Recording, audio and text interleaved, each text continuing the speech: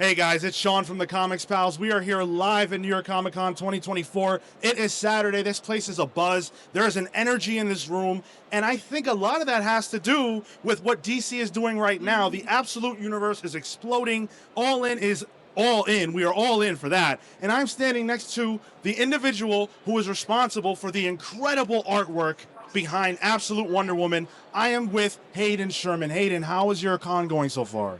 It's really good. Thank you so much for taking the time to talk. I mean, it's fun to get to talk about this book. Comes out just a matter of days after the con ends, which is exciting and also lightly frustrating. I want to be able to talk about more, but it's cool. It's fun. And that, like, I feel that on some level because I want to be able to gush with you about all of the art and all of the story, but of course we are limited because we don't have it quite in our hands yet. Wednesday, go get that. I will be first in line at my LCS. I can't wait.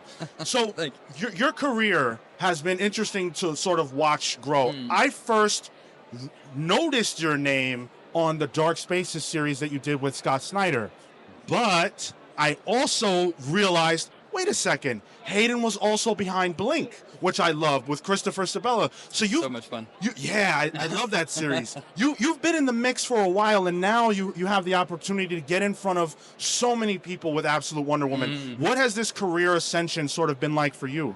I think I'm still kind of making sense of it on some level. And right now, it's nice being at a con right before this all happens because I'm getting to talk to a lot of people that have experienced that and ask them, what was that like for you? And how do you make sense of it on some level? And also, you know, like, who knows what the future holds? It's just amazing to be here now, doing this now, and doing the best that I can with it. And I hope people enjoy it. And it really helps that with the Absolute line, we get to bring a sort of creator-owned feel to it. Yeah. So it feels kind of like business as usual for me, but with a vast readership that is, you know, exciting and kind of new to me personally. So well, that's a really interesting point, and it was mentioned during the panel yesterday that you guys did, where you sort of talked about the idea that this feels creator-owned.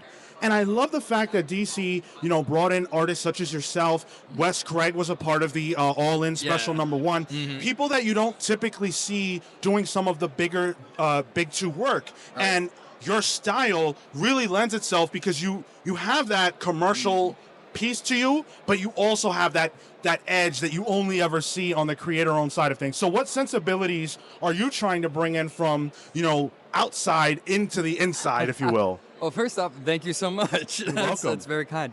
I don't know. It's hard to say. A lot of the sensibilities I pull from, I feel like I'm constantly looking at the art of creators that were either prominent in like the 60s, like thinking original Flash Gordon, and then people that were inspired by that and took it to new heights with like Al Williamson is a huge inspiration of mine these last 2 years. I feel like that becomes really evident in Into the Unbeing and Forward, the level of detail and intricacy and fine linemanship he's able to get, and which is something I will chase for the rest of my life and then probably never attain, but oh man, something to chase. Things like that, and pulling from I'm a big fan of the work of, I bring him up a lot, but Philippe Drouillet and Lone Sloan is this beautiful object, this art object that is also a story all at the same time. And I feel like a lot of European comics from like 2080, you get like Carlos Ezguerra, who's making these pages that are just wild, and they're organic, and they're telling a story, but they're also they feel like they turn the process of a comic book page is a moment in time that can be beautiful in itself and then understood individually. And that's something that I really resonate with. And I attempt to do my best to bring that ethos to the work that I do. So I don't know if that answers that, but that's the kind of work that really grabs me. And I hope to grab people with something similar the best I can do. Well, that statement you made about an image that tells a story, as soon as you said that, it made me think about the incredible previews that we've been able to see for Absolute Wonder Woman. When I look at that design, I feel like I can't tell everything. We got to read the story for that. Sure. But there's so much in that design that tells me, okay, this is Wonder Woman, but this is a Wonder Woman who's a little bit more savage, and her life hasn't quite gone the same way. And she's got that incredible sword that everybody's so excited to see her actually use. So when you were designing absolute Wonder Woman, what were you pulling from and what were you thinking about as you were sort of crafting, her character? Yeah, I mean, credit on the big sword too. Every time I give credit right back to Kelly. Like Kelly was like, big sword. Like, we're going to go full with this. Like Black Pegasus, like Skeleton Pegasus, all of that. And after that, it was really taking inspiration from, I feel like with like paneling approach and things like that we were talking about, and like my art approach in general, I'm taking a lot from, at least I think I am, from like European influences and things like that. But a lot of that finds its inspiration for the design of Wonder Woman herself and stuff and people have pointed this out, and very rightfully so. It's Final Fantasy. It's Berserk. It's manga. It's manga as a whole. Like, Berserk and Final Fantasy get called out a lot for very good reason. I totally understand. Cloud. Yeah, for sure. It's like right there.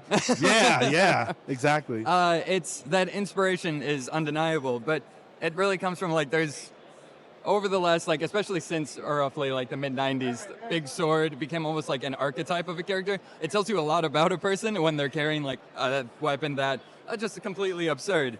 And it also I think tells us a lot about the genre of the book or the game or the anime, whatever it is you're watching or taking in, of what that genre is on a slightly more granular level, as silly as it is, because it's huge. I think we get to bring some of that flavor and styling to Wonder Woman, which happens to mix really nicely in a way that we haven't seen before. And I don't know, it's fun. Well, that's really exciting, and I agree with you that we haven't seen this before. Even just from a visual standpoint, when you look at Wonder Woman from the mainline DC books, and you look at your design, there are key differences that make her feel unique to this space. What was the thought process behind all of the absolute creators to sort of differentiate from the mainline to make this something that readers have to be a part of? That's a good question. I mean, we all went about it in our own different way, I feel like. And it's not just coming off of talking about manga influence and things like that on things.